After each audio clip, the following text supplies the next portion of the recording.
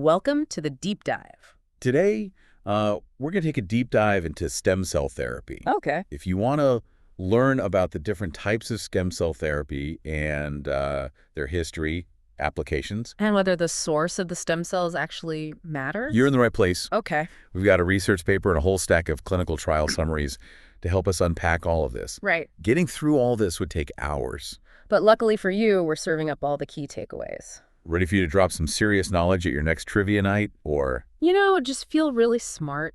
sounds like a plan. Stem cell therapy is a rapidly evolving field with a fascinating history. And immense potential. The paper dives deep into mesenchymal stem cells. Or MSCs. But let's start with the basics. Okay. What exactly is stem cell therapy? Stem cell therapy is essentially about enhancing the body's natural repair systems. Yeah. It can involve stimulating your existing stem cell population or replenishing the pool of cells in areas that need a boost. So it's not just about injecting these so-called magic cells and hoping for the best. Yeah.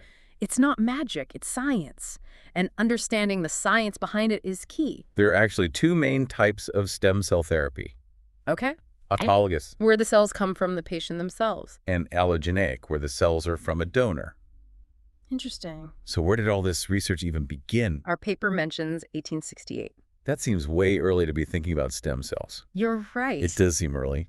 But that's when the term stem cell was first coined by Ernst Haeckel, Okay. a German biologist. He was describing a fertilized egg's incredible ability to create every single cell in an organism. Okay, so the potential was recognized early on. But how did we get from there to actual therapies? Well, the journey started with hematopoietic stem cells. Or HSCs. Think of them as the stem cells responsible for creating all of your blood cells. Okay. Red blood cells, white blood cells, platelets. You name it. Researchers like Franz Ernst Christian Neumann and Alexandrovich Maximov discovered these specialized cells in bone marrow Okay. way back in 1902. So that's how we got bone marrow transplants. Exactly. Dr. E. Donald Thomas was a pioneer in this field. Performing the first successful allogeneic HSC transplantation in 1957. To treat blood-related diseases. It was a huge breakthrough for treating conditions like leukemia. So for decades, the focus was mainly on these HSCs. The blood stem cells But then the paper jumps to 1991. and mesenchymal stem cells. For MSCs. What makes them so special? MSCs are like the multi-talented stars of the stem cell world. Unlike HSCs, which are primarily found in bone marrow. MSCs can be found in various tissues like bone marrow. Adipose tissue, Okay. that's fat. Uh-huh. And the umbilical cord, And get this, they can differentiate into a wide range of cell types. not just blood cells. Hold on. Are you telling me my extra padding could potentially be a source of stem cells? That's why. Well, technically, yes. But remember, not all stem cells are created equal. There are specific criteria set by the International Society for Cell and Gene Therapy Or ISCT. to ensure we're actually dealing with MSCs, Nice. like the Stem Cell Quality Control Team. Quality control, got it. So what can we actually do with these MSCs besides make trivia night a little more interesting?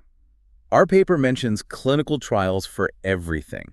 You're right. The potential applications are incredibly diverse. We're seeing research on MSCs for neurological disorders, Pulmonary dysfunctions. metabolic issues, Okay. reproductive disorders, Burns. and even cardiovascular conditions. Wow, that is a wide range. It seems like MSCs are showing up everywhere in the research. But does it matter where these MSCs come from?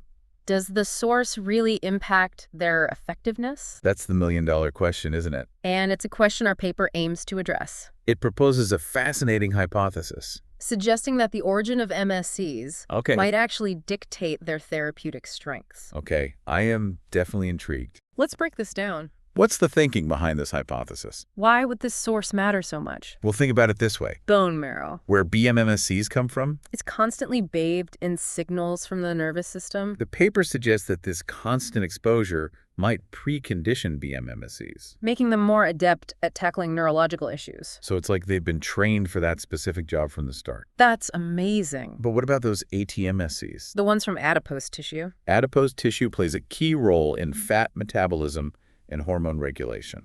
The hypothesis suggests that ATMSCs might have an advantage in treating metabolic disorders like diabetes. Or reproductive issues linked to hormonal imbalances. It's like each type of MSC has its own unique skill set based on where it comes from. That's the idea. And then there are UCMSCs. Derived from the umbilical cord? They're relatively young. and possess unique anti-inflammatory properties, This could explain why they're showing promise in treating lung diseases. where inflammation is a major factor. Oh. I am officially on board with this origin story hypothesis. It makes a lot of sense. But before we get ahead of ourselves, Is this proven or just a theory? it's an exciting hypothesis. But more research is needed to confirm it. We need to dig deeper into the evidence from clinical trials to see if the data backs up this idea. And that's exactly what we'll be doing in the next part of our deep dive. I can't wait. Stay tuned as we explore the clinical evidence and see if this source-specific effectiveness of MSCs holds up. This is where it gets really interesting. Welcome back to the deep dive. Are you ready to put that origin story hypothesis to the test? Let's do it. We're diving into the clinical trials. To see if the source of those mesenchymal stem cells Those MSCs. really does impact their effectiveness. This is where the rubber meets the road. Okay. Seeing how these cells perform in real-world situations. Let's start with those BM-MSCs. The ones from bone marrow. The paper suggests they might be the AVPs for neurological conditions. You mentioned some promising research on stroke earlier. What exactly did those trials show? One trial that really caught my eye focused on patients who had experienced an acute ischemic stroke. They were given either their own BM-MSCs Or a placebo. intravenously, They had- directly into the bloodstream. What were the results? The patients who received the BM-MSCs demonstrated significant improvements in both motor function And cognitive abilities. compared to the group who received the placebo. It's pretty remarkable. So are you saying these cells could help someone regain movement and thinking skills after a stroke? That's incredible. What about spinal cord injuries? The paper mentioned those too. Researchers have been investigating BM-MSCs for spinal cord injury for a while now. One study showed that patients who received transplants of BM-MSCs. Had improvements in both sensory function and motor control. Wait, so you're telling me that these cells could potentially help someone regain feeling and movement after a spinal cord injury? That's life-changing. It really seems to support the idea that BM-MSCs have a knack for repairing neurological damage. It does, doesn't it? And remember, bone marrow is constantly bathed in signals from the nervous system. So these BM-MSCs might be uniquely equipped to deal with these types of injuries. It's like they've been in training their whole lives. Now, what about multiple sclerosis? Or MS. The paper mentioned that BM-MSCs might be helpful for autoimmune diseases like this one. That's right. MS is a tricky condition where the body's immune system mistakenly attacks its own nervous system. What's fascinating is that studies have shown that BM-MSCs can actually modulate the immune response. Calming it down so it doesn't cause as much damage. So instead of just repairing the damage, These BM-MSCs are actually going in and changing how the immune system behaves. that's a whole other level of amazing. Okay, enough about those BM-MSCs. Let's move on to ATMSCs. The ones from adipose tissue. Remind me again what they're supposed to be good at. The hypothesis suggests that ATMSCs might be particularly effective for treating metabolic. And reproductive disorders, This is thought to be because adipose tissue where these cells come from, plays such a crucial role in regulating metabolism. and hormones. Right. It's like they're the body's natural metabolic and hormonal helpers. So let's talk diabetes. The paper mentions a clinical trial using ATMSCs in patients with type 1 diabetes. Can you give us a quick refresher on type 1 diabetes? I'm sure some of our listeners are familiar. But others might not be. Type 1 diabetes is an autoimmune condition where the body's immune system attacks and destroys the cells in the pancreas that produce insulin. Without insulin. The body can't regulate blood sugar levels properly. So this trial was looking at whether ATMSCs could help restore those insulin-producing cells. What did they find? The results were very encouraging. The patients who received ATMSC transplants Showed improvements in their own insulin production. and had better control over their blood sugar levels compared to the control group. So you're saying that these ATMSCs might actually be able to help the body heal itself and start producing insulin again. That's incredible. What about reproductive disorders? Did the research find any support for the idea that ATMSCs might be helpful for those?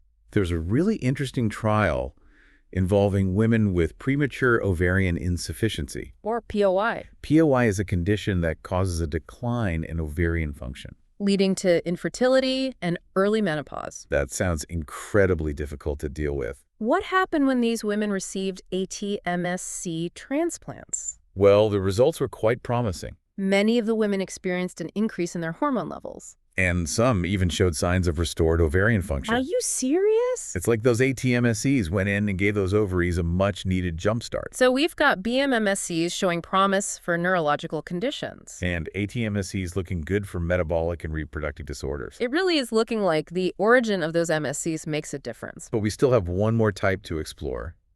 UCMSEs. Those derive from the umbilical cord. You're right, we can't forget about those. Remember, the hypothesis suggests UCMSCs might be best suited for treating lung diseases. And conditions with a lot of inflammation. Why is that? What's so special about these UCMSCs? Well, UCMSEs are younger than other types of MSCs. And they have unique anti-inflammatory and immune-modulating properties. Probably because they come from that very special environment of the umbilical cord.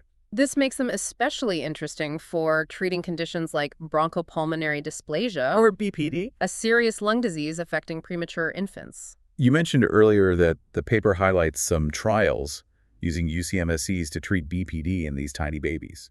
Can you walk us through what they did and what they found? They took these incredibly fragile premature infants who were struggling with BPD. And gave them transplants of UCMSCs. The results were pretty remarkable Those UCMSCs actually helped improve the infant's lung development. and reduced the severity of their BPD. So these UCMSCs were actually helping these tiny babies' lungs grow and heal. Wow, that's powerful. What about other lung conditions in adults? Did they look at COPD, for example? Yes, they did. And while more research is needed, The early findings suggest that UCMSCs could potentially help reduce inflammation. and improve lung function in people with COPD, They're even exploring their potential for treating COVID-19. where those dangerous cytokine storms can cause so much damage in the lungs. So these UCMSCs might actually be able to help calm down those overactive immune responses that are so dangerous in COVID-19. That's a game changer. So let me get this straight. BMMSEs for neurological conditions, ATMSCs for metabolic and reproductive disorders. and UCMSEs for lung diseases and inflammation. It's like each type of MSC has its own special talent.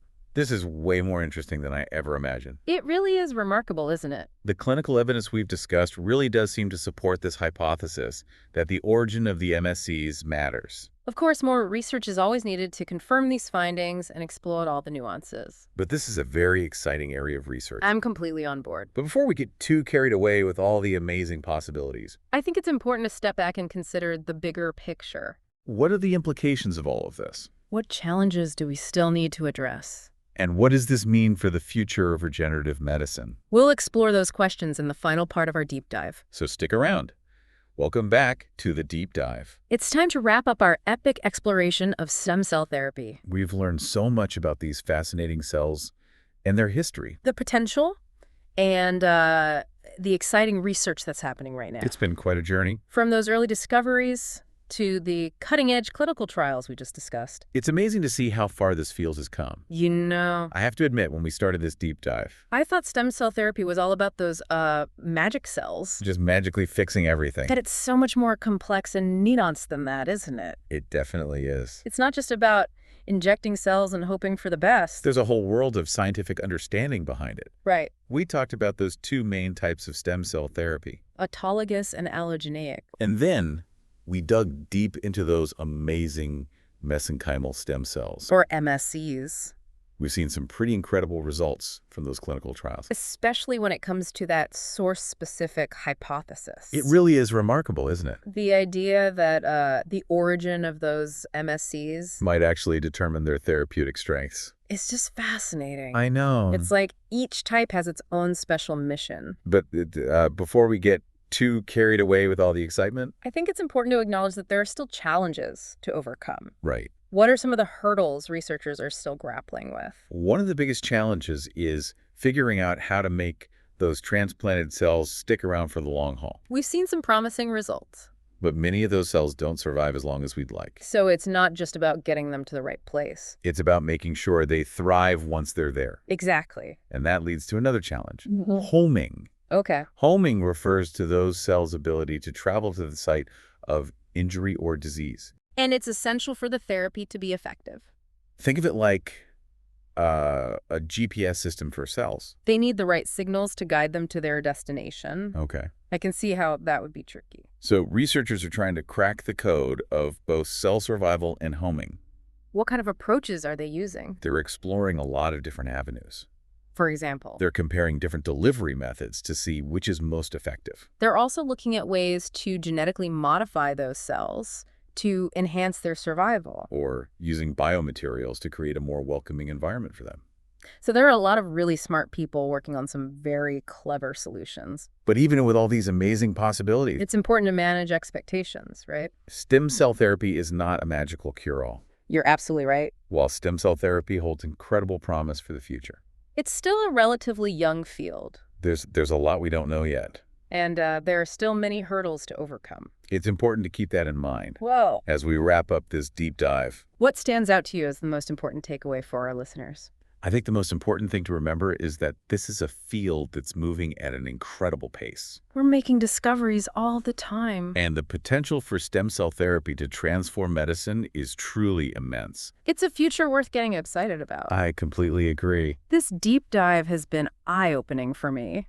I've gone from thinking stem cell therapy was all science fiction to being genuinely amazed by the real-world results we're already seeing. I can't wait to see what the future holds. Me too. And I have a feeling we'll be revisiting this topic again as soon as the research continues to unfold. I'm sure we will. Thanks for joining us on this incredible journey into the world of stem cell therapy. Until next time. Keep exploring Keep asking questions. and keep diving deep.